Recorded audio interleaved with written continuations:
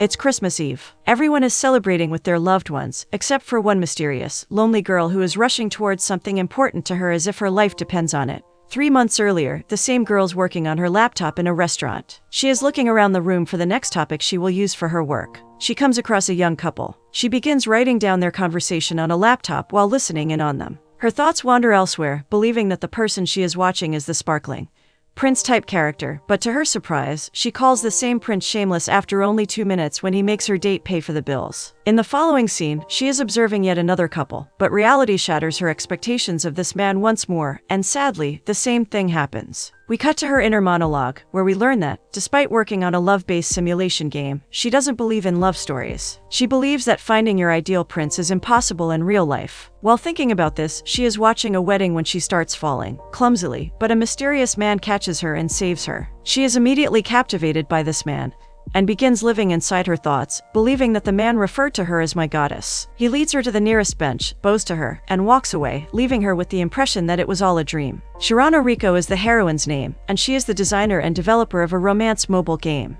Everyone is impressed by how well organized and prepared she is for this meeting. She already knows what type of character she will be using and what their designs will be. She explains that this is the result of her research on city streets, but she admits that reality is frequently disappointing. The man who saved Riko from falling enters the room, immediately drawing her attention. They recognize each other as they wave hands. Riko is immediately transported into her imaginative world, believing that this is her fate. Her dreams are quickly shattered when the next man enters the room and expresses his displeasure with how the game is progressing. He believes that the way male characters are created is incorrect, outdated, and foolish. Any woman who falls in love with this type of man is either stupid or ugly. He brings up the Riko's incident, which he witnessed by accident, in which we learn that the only reason her prince saved her from falling was to save his glasses and nothing else. However, the entire scene played out differently in Riko's mind, so he labels her reaction as delusional. When confronted with criticism of her character lines, she explodes and declares that nothing is appealing about real men. She refers to them as shameless people who can't even make girls fall in love and despises them for not taking love seriously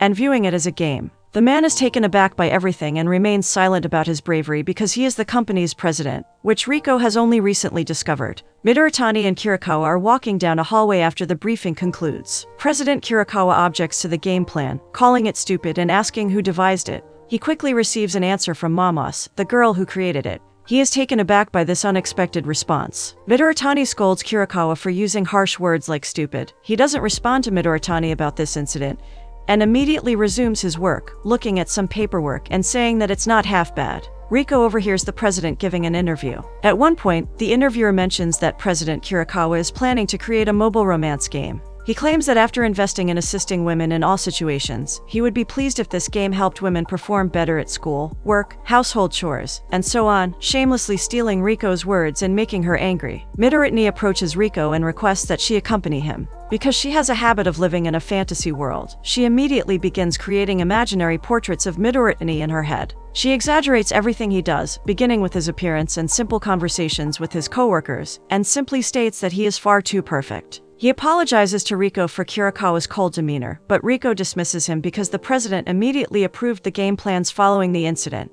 Midorotani admires President Kirikawa even though he appears to be a cold, calculating individual. Even in college, he was a prominent programmer who created a popular task application that Riko herself uses. He founded a company while still a student and is now supervising a business project. Even as an administrator, he is an exceptional performer. Riko is both amazed and surprised after hearing all of this. Midorotani goes on to say that the only reason he started working here was that he admired Kirikawa. He then shows Riko the cosmetics website for women that he and the president created on their own. Their company caters to women, but there's one problem. President Kirikawa has no understanding of women. Kirikawa walks into the briefing room and asks how things are going. After receiving the answer, he brings Daoyao into the room, explaining that it's something he received, and despite his discomfort, he distributes the food to those in the room. Everyone is overjoyed, except for Monoma, who quickly says she needs to make a phone call, and leaves the room. He is disappointed by this and wishes he could say something to her before she leaves, but he lacks the courage. The next time he invites everyone to dinner, saying they all deserved it for their hard work. The same thing happens. Mamos declines because she is still hurt and angry about what Kirikawa said about her plan.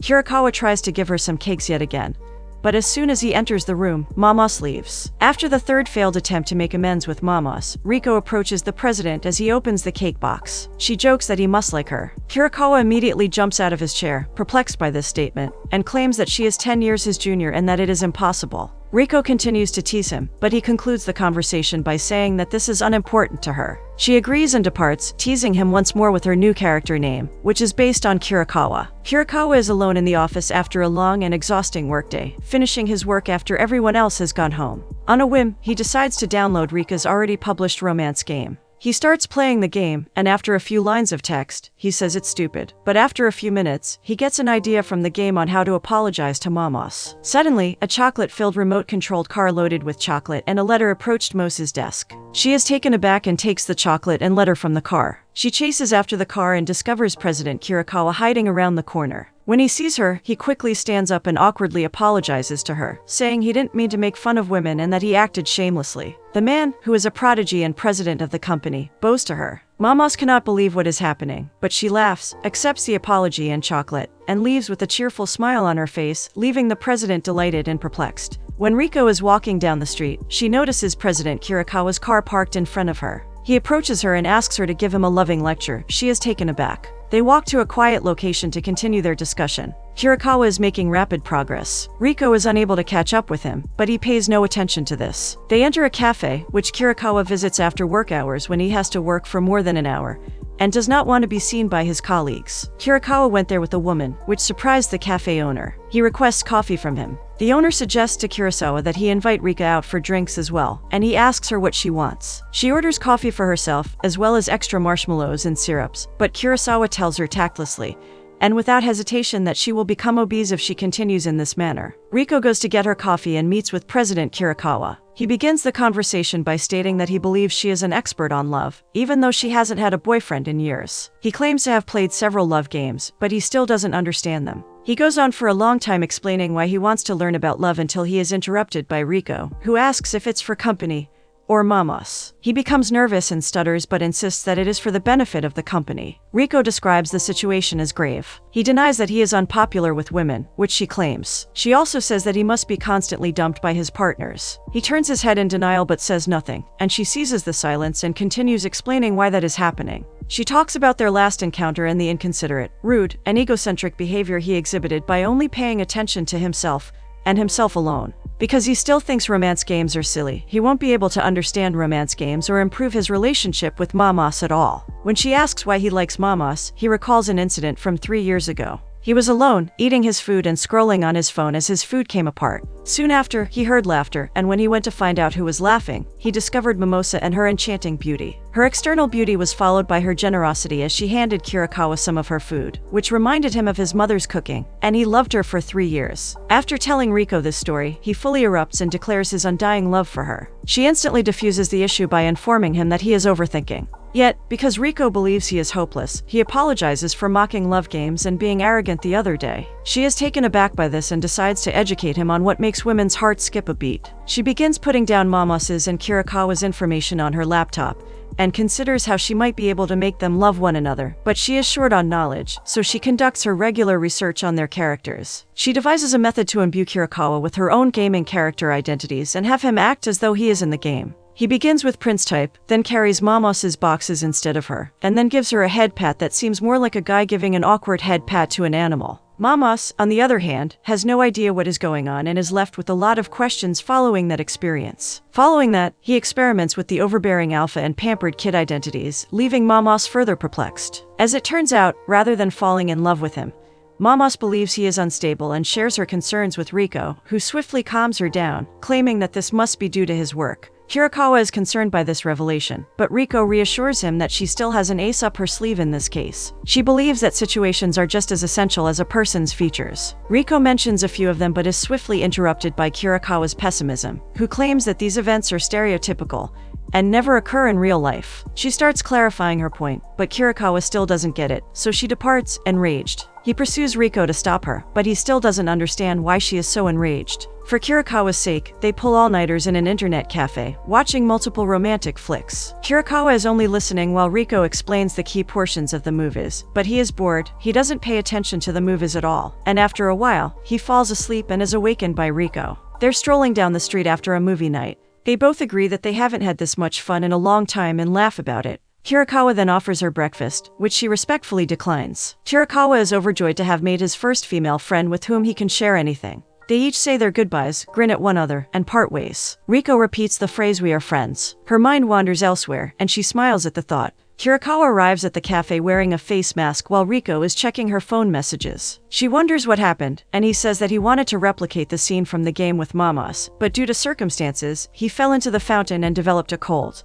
They ask the barista if he has an amazic, but he doesn't, so Riko buys it for him at a convenience store nearby. He thanks her and mentions how he is constantly alone when he has a cold. Surprise, Riko is in the same situation, and they immediately connect and begin a chat about it. Riko inquires as to why he became a coder. Kirikawa claims that her father reared him after her mother died. He was running a tiny shipping company and keeping meticulous records in his small notebook. Kirikawa recently found that he was talented with computers, so he spent his whole summer vacation studying them and developing a program to make his father's life simpler. Kirikawa even added a little feature to the program that told his father when he could talk to his kid, so he determined that he would use his programming to aid and make people's life simpler. He's talking about his past and programming with zeal as if he's not the same cold-hearted, clumsy person who doesn't understand the first thing about women. They're both enjoying a good discussion. Kirikawa even claims that Riko is the same as him because, just as he cheers on people with his programming, she does the same with her games. She didn't expect Kirikawa to say something so nice, and she responds that she hopes it was true.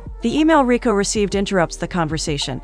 He asks if it was from a man, and she swiftly responds that it was merely a class reunion invitation, and awkwardly takes her coffee. They're out on the street again, chatting about insignificant events from the past. They are having a good time spending time together. Riko discusses her background, including how she was once in love with a boy and wrote a love letter to him, but he used that love letter to mock her at a school festival. She decided at the moment not to expect anything from men and lived her life accordingly. She notes that she was naive and that nothing altered all that much. She agrees with Kirikawa's story about the occurrence at a friend's wedding, how she almost fell and was saved by Midorotani, thinking he was the prince she had been waiting for all her life, succumbing to her delusions. She doesn't believe she would ever find love, so she chose to put all of her work into gaming to make other people happy, but in doing so, she neglects her own life and happiness. Interestingly, Kirikawa makes the legitimate point that she's doing it because she doesn't want to be hurt again, and she pushes her to take control of her life, exact her retribution in her manner, and attend that class reunion. Riko attends the class reunion. She reconnects with old pals, reminiscing about their lives in the past and present.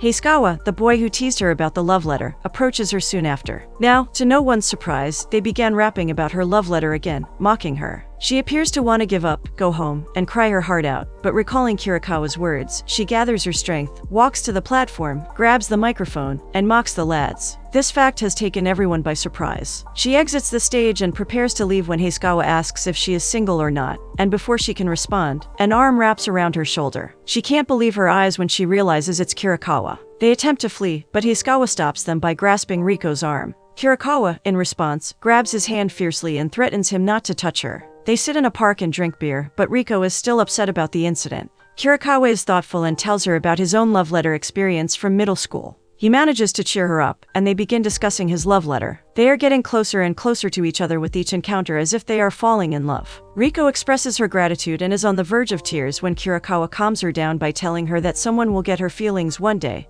and robotically places his palm on her head in an attempt to calm her down. It is at this point that her emotions triumph over her logic, and she begins to gently fall in love with him. Kirikawa's skepticism grows as she notices game details and talks about them in front of her, adding that this emotion is. Mamas receives a call and hurries to the president's office. She tells Kirikawa that she was so preoccupied with the game that she neglected to deliver the payment to the advertisement business, and as a result, the contract was terminated. Kirikawa is enraged by her lack of professionalism because it is one of her primary obligations, which she failed to fulfill, jeopardizing entire team's months of labor. Kirikawa accepts responsibility and apologizes to the president. Mamas and Kirikawa are having udon, and she expresses her regret once more. Kirikawa reassures her that it doesn't matter because it already happened and that everyone knows how hard she works, therefore it shouldn't matter. Mamas had not expected such a reaction from him. Christmas is quickly approaching, as is game release day. Kirikawa thanks the team for their efforts and requests one more push. Everyone leaves the room. Midoriya approaches Riko and remarks that she appears to be depressed recently. She blows it off, and as she walks out of the room, Mamos invites her out, and they go into the cafe. Mamos inquires whether she and the president are dating,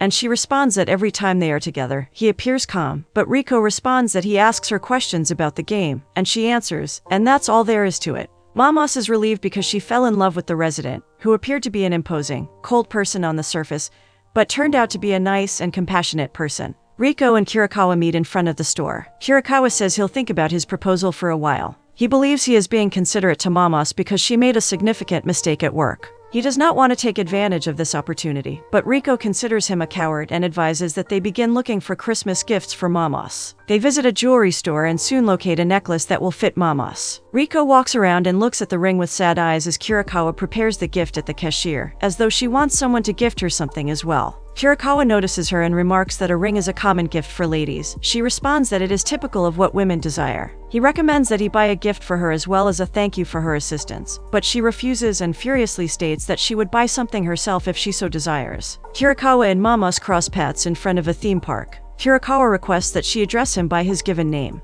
They enter the park, and we notice Riko waiting around the corner to give Kirikawa advice if he needs it. She sighs and follows them as if she is unsure whether this is what she wants to do anymore. Finally, she assists him with SMS messages. Things go swimmingly, and they end up on a Fairland wheel while Riko looks on from afar. Kirikawa wants to confess his feelings, but he is unable to begin the conversation. He seeks Riko's assistance, but she declines, stating that he can manage it on his own because, as a person, he has matured into a fine man and must embark on this trip alone. She wishes him luck, but something inside her hurts, as if she wants him to fail his confessions. Kirikawa summons the courage to confess to Mamos. Riko has got a cold. She lies in bed, wondering if anyone will notice her absence if she passes away. Suddenly, the doorbell rings. She is shocked because she rarely has visitors, especially when she is ill. Kirikawa, much to her surprise, is there. She can't believe it. What exactly is he doing here? What brought him here? He mocks her disorganized home and calls it a mess. He's merely worried about her cold, and he knows no one will look after her, so he came to help.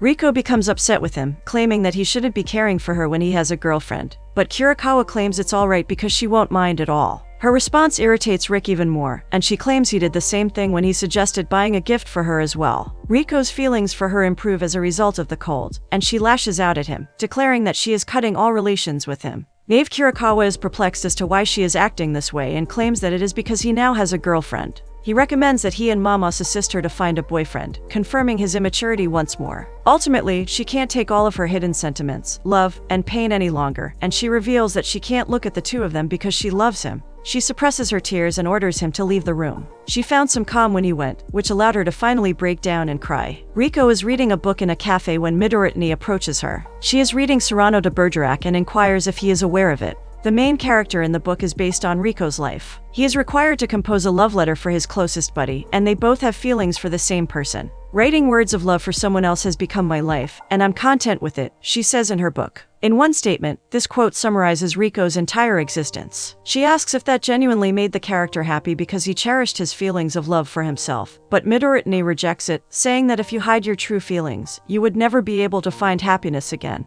He confesses his love to her. Kirikawa and Midoriya are in a meeting that undermines resident Kirikawa's position. It turns out that he has been striving to achieve this aim, but Kirikawa does not believe it is occurring. Riko receives a call from Mamos. She is concerned about Kirikawa, but she is unable to contact him. She believes the news has damaged him because he has developed this firm from the ground up and loves it as if it were his child. Riko calms her down and promises to assist her in finding him. Her love triumphed over her fear of being hurt. Riko begins looking for him. She goes to the typical areas they went to together but can't seem to find her, which makes her worried. Finally, she comes across him sitting along the dock. And as she begins to approach her, he calls him on the phone, stunning Riko. She is hesitant to answer his phone since she doesn't know what to say, how to respond, or what to expect from the chat, but she wants to. Kirikawa's call terminates, but she gathers her strength and makes another call later. After some time, Mamos arrives at that location. Riko, it turns out, called her. They return home and begin to speculate about the future. Kirikawa takes out his laptop and opens the Riko-created file regarding his character. When reading this, he feels at peace and grateful that she understands him so well. Riko finally responds to Midoriya's confession and refuses him since her heart belongs to Kirikawa, and she will treasure it even if it is one-sided. Kirikawa is questioned. He completed another successful assignment, and the interviewer remarks how his personality changed to a more easygoing and cheery attitude rather than his typical frightening self, and he says that someone changed him. When Mamas overhears this talk, he gradually understands that his heart may already belong to someone else. Mamas and Kirikawa enter a coffee shop. He orders strong coffee for himself and the same sweet coffee for Mamon that Riko always orders. She recognizes at this time that his heart belongs to Riko, so she breaks up with him, claiming she can't be with someone who isn't a business resident anymore. It may sound harsh to her, but all she had in mind was what was best for Kirikawa. She leaves the place and emails Riko about it. Riko opens up a new app on her phone and quickly finds Kirikawa's post. Remembering his old nickname helps her, about how he will be spending his Christmas night alone near the Christmas tree. She smiles at her phone and rushes out of the house. We return to the opening scene, knowing she is running toward her life's love. They finally meet again. Kirikawa is angry because she broke his dream. She isn't her type at all. Yet curiously, all he could think about is her. He admits that at his lowest point, all he wanted to hear was her voice. His life means nothing if she isn't at his side. Riko can't gather her feelings since she's in euphoria and doesn't know what to say. She starts heading up the stairs and says that she didn't want to fall in love with Kirikawa either, but she couldn't stop herself. He walks closer to her, kneels, and proposes to her, and she finally breaks and allows herself to find love and feel loved in real life, kissing him on a magical Christmas night.